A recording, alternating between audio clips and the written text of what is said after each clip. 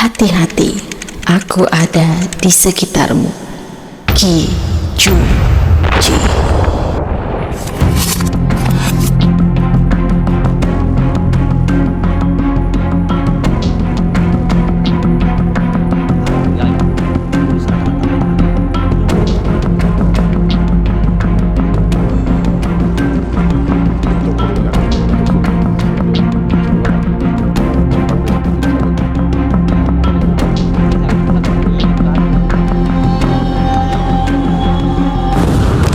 The Frog Boys, 5 bocah hilang dan kembali dalam bentuk kerangka 11 tahun kemudian. Dan ini menjadi 3 kasus besar Korea yang belum dipecahkan hingga saat ini. Sedikit informasi, di Korea pada saat itu sedang masa pemilihan pemimpin daerah dan kota. Sistem pemilihan dilakukan di sekolah-sekolah dengan meliburkan semua siswa-siswi, khususnya di hari pemilihan. Kota Daegu merupakan tempat kejadian kasus kali ini.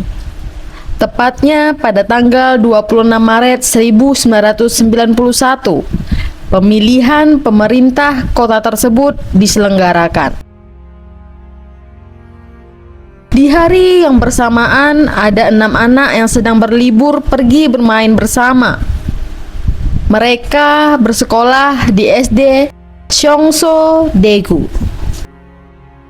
Pagi hari, mereka berkumpul di rumah Jo Hoyeon, salah satu dari 6 anak tersebut. Mereka bermain di rumah Jo Hoyeon yang kebetulan di sana ada seorang anak laki-laki yang mengekos pada salah satu kamar.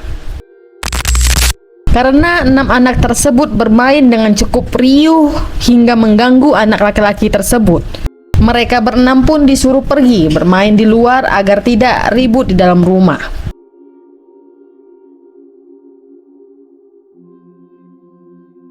Alhasil, 6 anak tersebut memutuskan untuk pergi bermain ke sebuah gunung yang bernama Waryong, yang tingginya 299 meter. Bagi masyarakat setempat, gunung tersebut memang tempat bermain dan tempat olahraga. Di dalam perjalanan, salah satu dari 6 anak tersebut berkata, "Aku belum sarapan. Kalian duluan saja ya, nanti aku susul setelah aku selesai makan." Dan akhirnya mereka berpisah. 5 anak lanjut pergi ke gunung dan 1 anak lainnya pulang untuk makan. Kelima anak tersebut adalah Jo Hoyeon berusia 12 tahun, Kim Yong-gyu 11 tahun, Pak Chanin 10 tahun, Kim Jong-sik 9 tahun, dan Woo Cholon 13 tahun. Anak-anak yang berusia berbeda tetapi bersekolah dan lingkungan tempat tinggal yang sama. Sebenarnya anak-anak tersebut pergi untuk menangkap salamander, bukan kodok seperti berita yang beredar saat ini. Tetapi berjalannya waktu, informasi tersebut berubah melalui media dengan berujung pemberian gelar kasus The Frog Boys. Sejak saat kepergian mereka saat itu, tak satu pun dari 5 anak tersebut kembali. Ketika pukul 6 sore, keluarga mulai khawatir dan berpencar mencari kelima anak tersebut. Hingga pukul setengah 8 malam, mereka tidak juga menemukan tanda-tanda ditemukannya keberadaan mereka. Alhasil, orang tua memutuskan untuk melaporkan mereka ke kantor polisi. Karena pada saat itu bertepatan dengan hari pemungutan suara, polisi banyak yang ditugaskan ke lokasi-lokasi pemungutan suara, menyebabkan penanganan kasus tersebut kurang maksimal. Hanya beberapa orang polisi yang pergi mencari ke gunung, tetapi tetap tidak menemukan apapun, baik kelima anak yang hilang maupun tanda-tanda kunjungan anak-anak itu ke gunung. Polisi memutuskan untuk menelusuri saksi-saksi. Beberapa saksi pun dikumpulkan. Namun sayang, Para saksi hanya melihat anak-anak tersebut ketika menaiki gunung pada pagi hari. Tidak ada yang melihat mereka turun pada siang ataupun sore. Petunjuk kecil diberikan salah seorang bocah yang juga naik ke gunung pada saat itu. Anak tersebut bernama Ham Sung-un. Ia juga pergi dengan teman-temannya ke gunung untuk mencari salamander.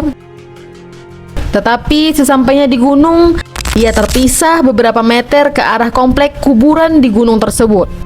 Di sana, ia mendengar dua teriakan anak-anak dalam jarak 10 detik. Situasi itu diperkirakan pada pukul 11.30 siang.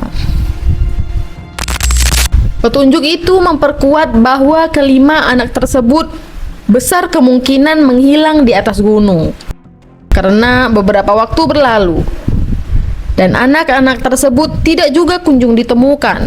Berita ini pun akhirnya sampai ke Presiden Korea Selatan. Mendengar kasus tersebut, Presiden memerintahkan seluruh pihak kepolisian dan tentara Korea Selatan untuk mencari anak tersebut ke seluruh wilayah Korea Selatan. Kurang lebih 13.000 pasukan dikerahkan pada saat itu. Namun sayangnya tetap tidak ditemukan. Hingga akhirnya 11 tahun kemudian, tepatnya pada tahun 2002, ada seorang ibu yang pergi ke gunung untuk memetik buah dari pohon ek. Buah yang asing di Indonesia tapi sangat familiar di sana. Namun, ibu itu menemukan gundukan yang aneh dan menyeramkan. Beliau pun langsung melaporkannya ke pihak kepolisian.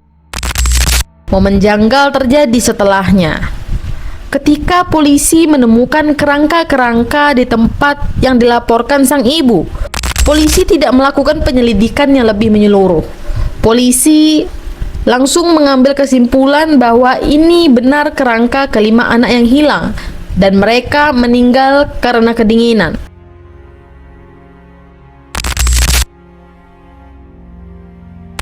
Pernyataan kepolisian tersebut memicu omongan panas dari masyarakat.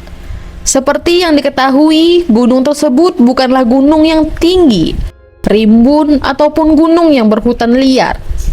Gunung tersebut sangat banyak mendapatkan sinar matahari, dan masyarakat hafal bahwa situasi gunung tidak sedingin itu hingga membuat 5 anak meninggal dunia.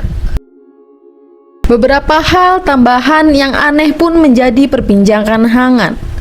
Di antaranya, lokasi penemuan tulang benulang korban di balik gunung, di mana posisi itu cukup jauh dari daerah mereka seharusnya bermain, dan di sana tidak pernah ada anak-anak yang mencari salamander. Selain itu, pecahan-pecahan yang terlihat janggal di tulang tengkorak korban-korban ini. Ada yang memiliki lubang 2 buah seperti terkena tembakan peluru atau benda tajam. Ada juga yang berlubang di atas tulang pelipis serta retakan besar. Bahkan di salah satu tulang tangan ada yang pecah. Menurut ahli, itu seperti pecahan dari sebuah hantaman benda tumpul. Dalam gambaran awam, tangan itu seolah-olah menangkis pukulan yang mengakibatkan pecahan tulang. Hal aneh selanjutnya, ada peluru kosong di dekat penemuan tulang para korban. Banyak spekulasi yang timbul di masyarakat. Dari beberapa kejanggalan ini dapat dilihat kurang maksimal dan terstrukturnya kerja kepolisian selama ini. Bahkan, Presiden sudah meminta polisi dan tentara seluruh Korea Selatan. Sekarang kembali lagi kepada perspektif publik. Karena sampai detik ini, pernyataan kepolisian belum berubah. Bahkan sudah berpuluh-puluh tahun lamanya.